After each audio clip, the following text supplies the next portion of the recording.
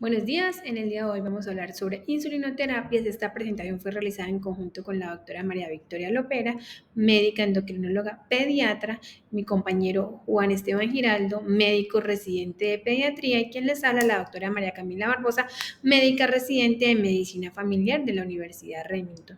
Hoy vamos a iniciar hablando sobre diabetes mellitus tipo 1. Vamos a recordar que esta es una enfermedad que se presenta muy comúnmente en la infancia y que es causada por ese daño o esa destrucción que sufren las células betas del páncreas, que son las que se encargan de producir la insulina, y que a su vez esta insulina es la que controla el nivel de la glucosa en la sangre para que el cuerpo pueda funcionar de manera adecuada.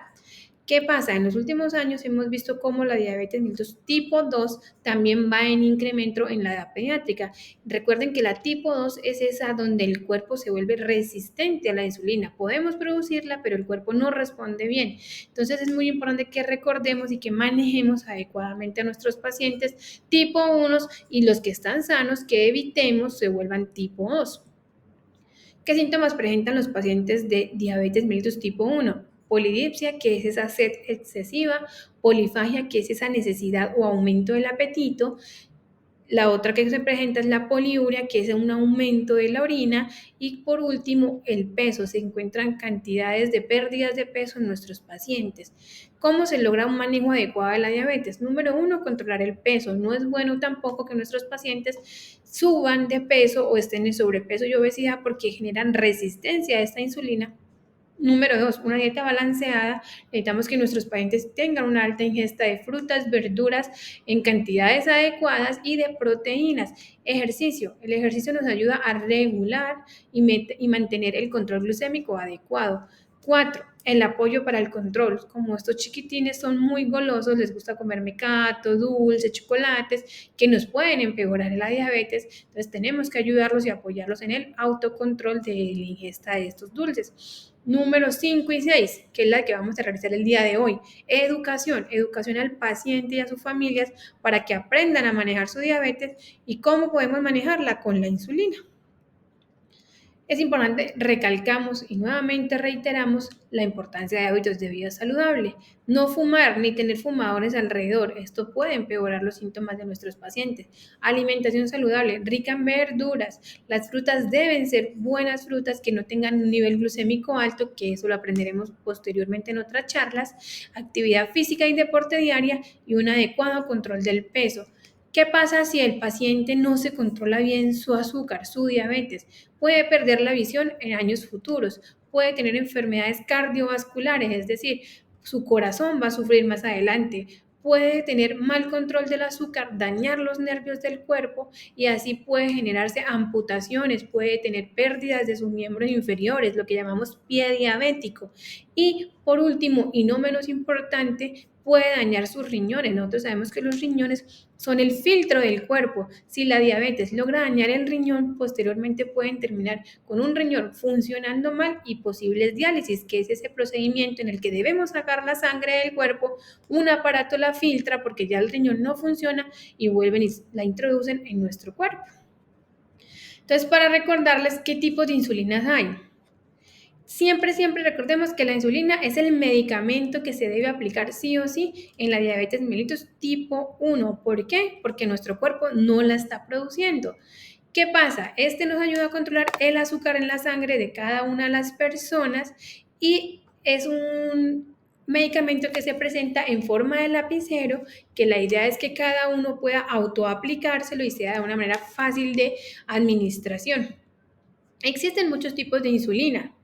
Tenemos la insulina basal, que ya ustedes conocen, y es esa insulina que nos aplicamos normalmente en la noche, y según el caso, en algunos pacientes la podemos aplicar en la mañana, pero su nombre lo dice, basal. Es la base, lo mínimo que requiere el cuerpo para funcionar durante el día. Esta insulina basal dura 24 horas en nuestro organismo y lo que busca es mantener un nivel durante todo el día, que es el mínimo necesario para vivir. ¿Cuáles insulinas basales tenemos y que ustedes más usan y que vemos aquí en Colombia, principalmente en la edad pediátrica?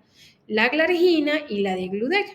Tenemos unas insulinas rápidas y ultra rápidas, que son estas insulinas que utilizamos antes de cada comida, antes del desayuno, antes del almuerzo, antes de la cena. que ayudan estas insulinas a controlar cuando tenemos esa ingesta de comida, el azúcar se sube, lo que ayuda a hacer estas insulinas es a bajar un poco más rápido ese pico de azúcar posterior a las comidas. Ustedes normalmente manejan y conocen la Lispro, la glulicina y la Aspar. Esos son los nombres comunes. La glulicina es la que normalmente encontramos en el lapicero como apidra, la de Temir, que es la que conocemos como Levemir, la glargina como Lantus o la Toujeo. ¿Qué pasa? El organismo tiene y necesita insulina durante todas las 24 horas. Entonces, si miramos, lo que buscamos al aplicar estos lapiceros o esas insulinas es mantener esa insulina basal que necesitamos, esa insulina fisiológica, la que el cuerpo normalmente en una persona sana produce diariamente. Entonces, en esta imagen vemos en ese fondo gris es lo que una persona sana, sin diabetes, hace de insulina todos los días. Si se dan cuenta, una persona sana tiene insulina en este espacio gris las 24 horas del día, pero cuando hace una ingesta, por ejemplo, del desayuno, tiene un piquito que vuelve y baja ciertas cantidades de horas, en el almuerzo vuelve y sube y en la cena vuelve y sube. ¿Qué hacen las insulinas basales? Una persona que está con diabetes mellitus tipo 1, como el páncreas no funciona, no secreta esta insulina, no secreta ese sombreado gris que estamos viendo.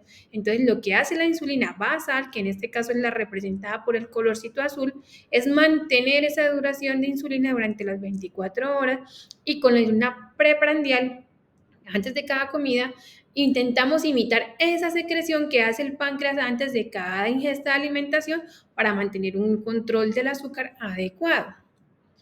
Las dosis de insulina en pediatría tienden a variar, tienden a cambiar y esto pasa mucho porque los niños están en crecimiento y desarrollo. Hoy pesan 10 kilos, mañana me puede pesar 15, hoy me mide 1,40, mañana me mide 1,60 porque están en crecimiento, en desarrollo. Sumado a eso, tienen cambios hormonales durante la infancia y la adolescencia que también hacen que requieran ajustes de dosis. Por eso la dosis en los niños no es tan fácil de controlar y requieren monitoreos continuos para poder realizar ajustes.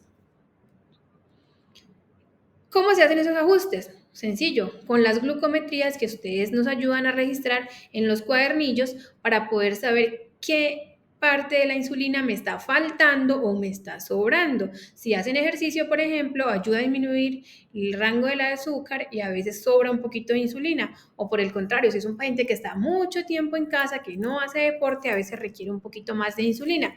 Entonces, la insulina basal, que ya hablamos, es la de 24 horas, la que dura 24 horas más o menos en el cuerpo, se ajusta con esa glucometría que normamos normalmente a las 3 de la mañana durante la noche. Y la insulina del día, o sea, las rápidas, las ajustamos con esas glucometrías que ustedes toman postprandiales después de las comidas. Con eso podemos jugar y mirar cómo podemos modificar estas dosis. Tercero, que es como la charla, lo que más queremos hacerle énfasis en esta charla es la aplicación de las insulinas. Entonces, recordemos que antes de aplicarnos cualquier medicamento, y más estos que son inyectados, es muy importante lavarnos las manos con agua y con jabón, porque voy a manipular una aguja, la cual luego voy a introducir en mi cuerpo y pues la idea es evitar infecciones en el cuerpo. Número 2, siempre debo revisar el aspecto, el líquido que trae la insulina. ¿Qué pasa? Que muchas veces este líquido se encuentra lechoso, como con un aspecto extraño. Esto se debe desechar. Las insulinas son y deben estar transparentes, no deben tener aspecto lechoso. Si tiene ese aspecto, la insulina se dañó.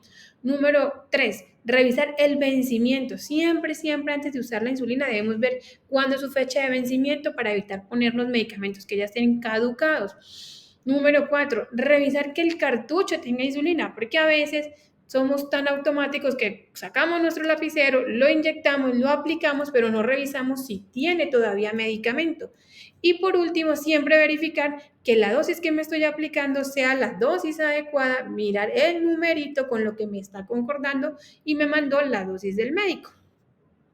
Recordemos que siempre, siempre, siempre, siempre tenemos que ver cómo está la consistencia de la insulina. Ya se los dije, si no es cristalina, si no es transparente, se debe desechar. Si tiene grumos, si tiene partículas, si la veo congelada, se debe desechar, porque esto quiere decir que ya la insulina alteró su estado.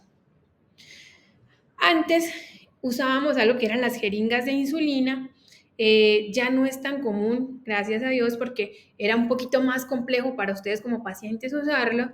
Entonces venían las jeringuitas de 2, de 3 milímetros y cada una de estas representaba ciertas unidades. Entonces, por ejemplo, aquí podemos ver que hay una de 30 unidades, que cada rayita de estas era una unidad de insulina. Había unas de 50 que cada rayita representa una unidad y las de 100 unidades, cada rayita representaba 2 unidades de insulina.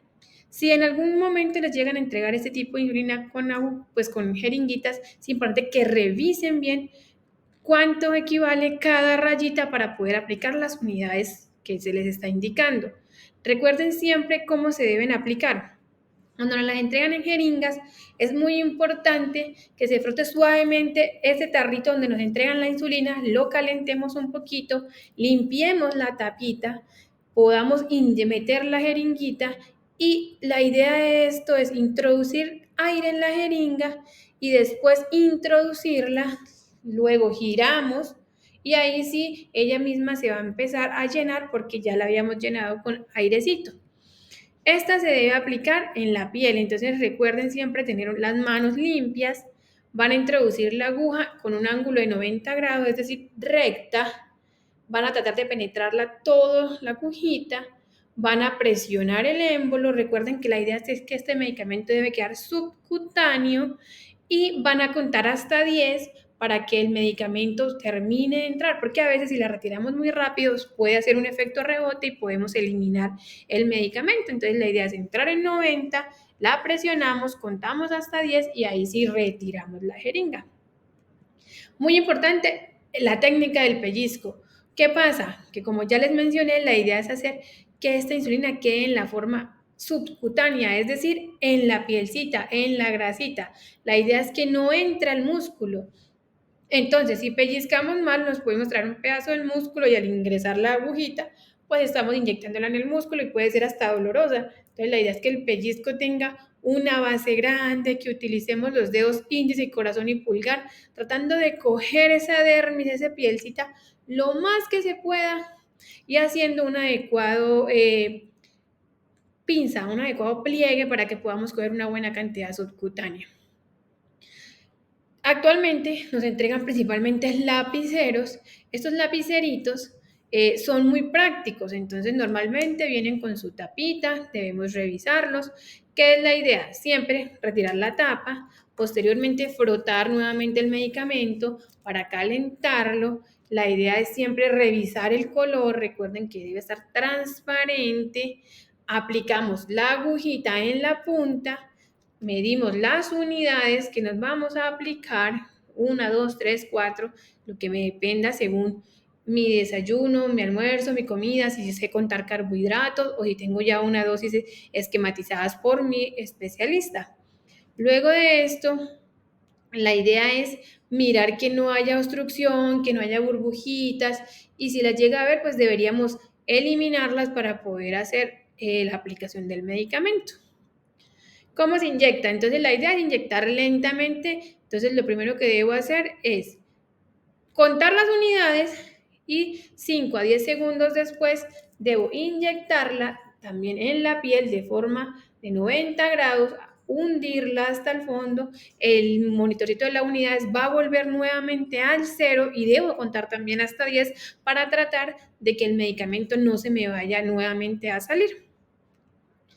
Ya habíamos mencionado que se debe comprobar que el cartucho tenga medicamento, que el medicamento no tenga otros colores, que debemos mezclar el medicamento antes de aplicarlo y calentarlo. La inyección de la insulina siempre se debe mantener presionada y siempre se debe contar hasta 10. Así aplicaremos la última gota porque cada gota que se pierda es perder medicamentos o unidades que de pronto el paciente va a necesitar. Ahorita vamos a hablar sobre los sitios de aplicación, que es un error común que tienen los pacientes. Normalmente los pacientes tienden a aplicarse las insulinas siempre en el abdomen, olvidando que tenemos los muslos, los brazos, los glúteos, que también permiten zonas de aplicación de la insulina. ¿Qué pasa? El abdomen es el más usado porque es el lugar donde la insulina se absorbe más rápidamente y, por ejemplo, en la cadera se demora un poco más. Esto no quiere decir que por eso no se puedan usar. Se pueden usar y se pueden rotar diariamente. El muslo. Si vemos el muslo, las imágenes son muy específicas. Las inyecciones de los muslos se pueden aplicar en la zona superior y lateral de la pierna.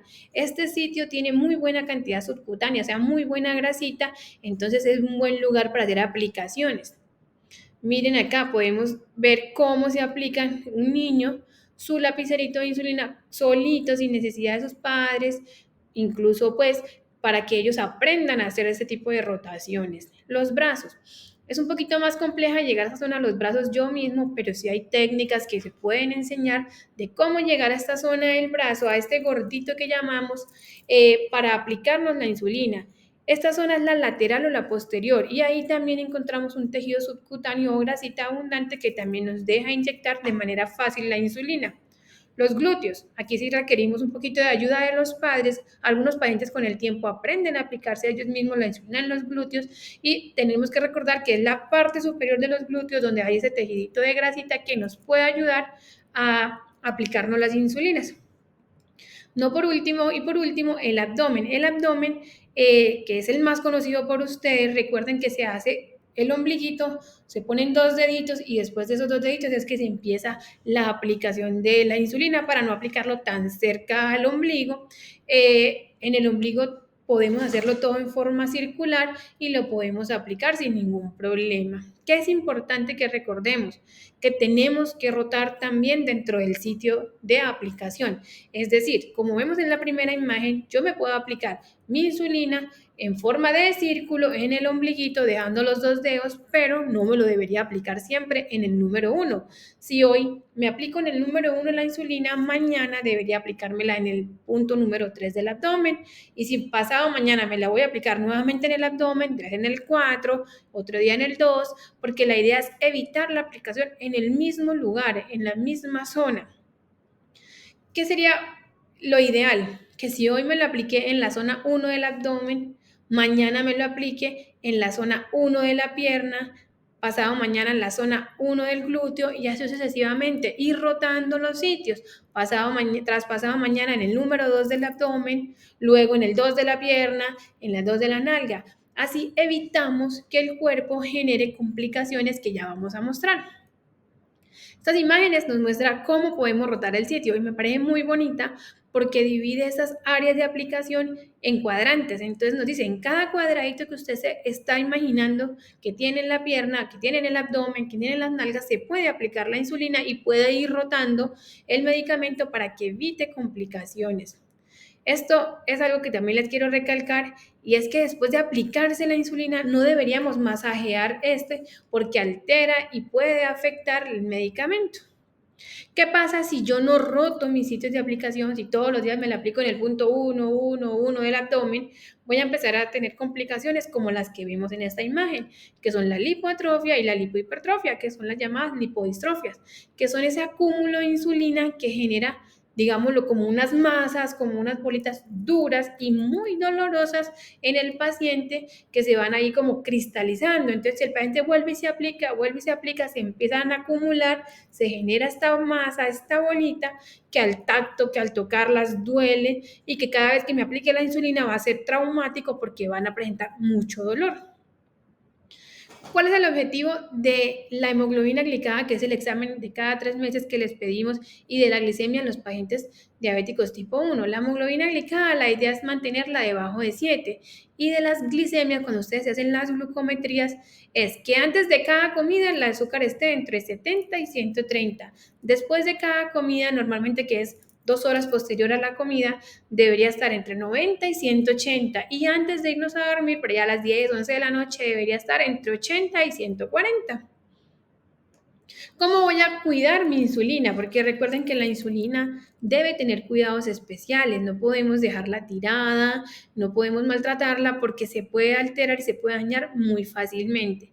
Número 1, la voy a tener almacenada siempre, siempre en la nevera, entre 2 y 8 graditos de la nevera hasta su fecha de caducidad. Digamos, hoy la saqué porque ya la voy a abrir, la voy a empezar a usar. Entonces la voy a sacar, la voy a destapar, reviso la fecha de vencimiento. La idea es evitar cambios bruscos de temperatura. Yo no la voy a tener en la nevera para llevarla y tenerla todo el tiempo, digamos, cercana a mi cuerpo cuando a veces me voy a la calle porque mi temperatura la puede alterar. Entonces se recomienda que cuando los niños la lleven al jardín, a la escuela, no la lleven en el bolsillo, sino que la lleven en su bolsito o en la lonchera, que ayuda a mantener un poquito la temperatura más adecuada, porque la insulina no tiene que estar todo el tiempo en la nevera después de abierta. Se puede llevar al colegio para que se puedan aplicar en el colegio. Cuando voy a hacer viajes, siempre debería llevarla en estas neveritas que nos entregan de Icopor con uno adecuado congelación, pues hielitos para que mantenga su frío y su temperatura. Si voy en un avión, que el viaje es en avión, no puede ir en cabina, siempre debe ir conmigo en un bolso de mano o en un bolsito donde pueda llevarla para que evite cambios también de presión. Porque es importante la monitorización continua de la glucosa, que es lo que más usamos ahora con los niños. Las glucometrías son muy buenas, pero son 3 pinchazos, 4 pinchazos al día, que a veces se vuelve un poquito más tedioso para los niños, que a veces es un poquito más complejo. Ahora tenemos algo que se llama monitorización continua de la glucosa, y este monitor es algo que nos aplicamos a veces en los brazos, ya hay unos que se pueden aplicar en el abdomen, tienen un sensor con el cual tengo una herramienta en el celular con el cual yo puedo ver qué tanto se me está subiendo el azúcar o incluso bajando, que es una de las complicaciones más graves, qué tanto me está funcionando la insulina basal antes del desayuno, de la comida, de la cena, y con esta yo puedo hacer un adecuado ajuste de las dosis y un adecuado manejo de mi paciente. Aquí revisamos esa variabilidad glucémica que llamamos los médicos, que es que el azúcar sube y baja o si es que se ha mantenido constante y nos ayuda a mirar qué riesgos puede tener nuestro paciente de tener hipoglicemias. Cuando no tenemos estos aparatos con este monitoreo constante, pues podemos seguir usando nuestro glucómetro, que es este que usamos tradicionalmente, de inyectarnos, de chuzarnos un dedito y mirar con esa gotica de sangre qué tan alta o tan baja tengo el azúcar y lo puedo registrar en un cuadradito como estos que me dice antes del desayuno cuánto me salió después y cuánta dosis de insulina me apliqué, porque también nos puede ayudar a hacer a nosotros como médicos ajustes en la insulina. Por último, queremos recordarle la importancia de estar monitoreándonos porque las insulinas a veces pueden generar hipoglicemia por todo lo que hemos hablado, los cambios hormonales, los cambios de peso, si hago mucho ejercicio o si como poco o por error me apliqué mal. Entonces la idea es que si detectamos una hipoglicemia que son menores de 70, se deben tratar, tengan o no tengan síntomas los pacientes. Entonces, hipoglicemia es un nivel de glucosa, una glucometría, un monitoreo menor a 70.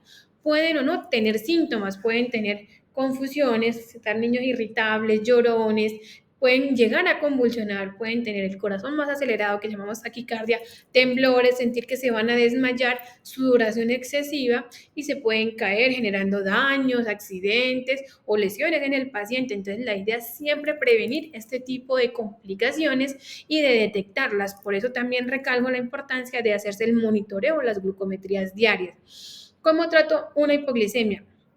Los pacientes que tienen insulina deberían tener también ampollas de algo que nosotros llamamos glucagón.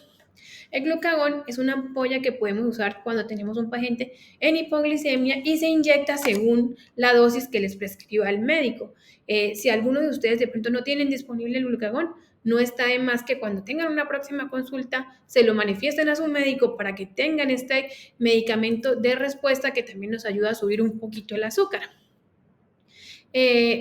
Cuando no tenemos disponible el glucagón por X o Y motivo, si el azúcar se me baja, pues el método más rápido de hacerlo es comiendo azúcar. Entonces, ¿qué se dice? Que se debe ingerir azúcar y este azúcar es una forma de comernos carbohidratos.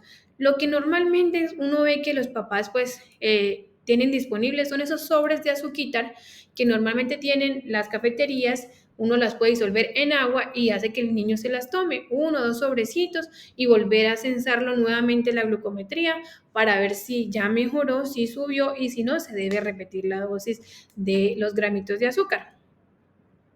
Esa es una frase muy bonita que vamos a dar para finalizar esta charla y es que el empoderamiento de todas las personas afectadas por la diabetes mellitus, que son los pacientes y sus familias, es la estrategia que más favorece el control de la enfermedad para así poder reducir las complicaciones que ya hablamos a corto, mediado y largo plazo y favorecer una mejor calidad de vida en nuestros pacientes. Les damos las gracias y les deseamos un feliz día, que estén muy bien. Nos vemos en un próximo encuentro.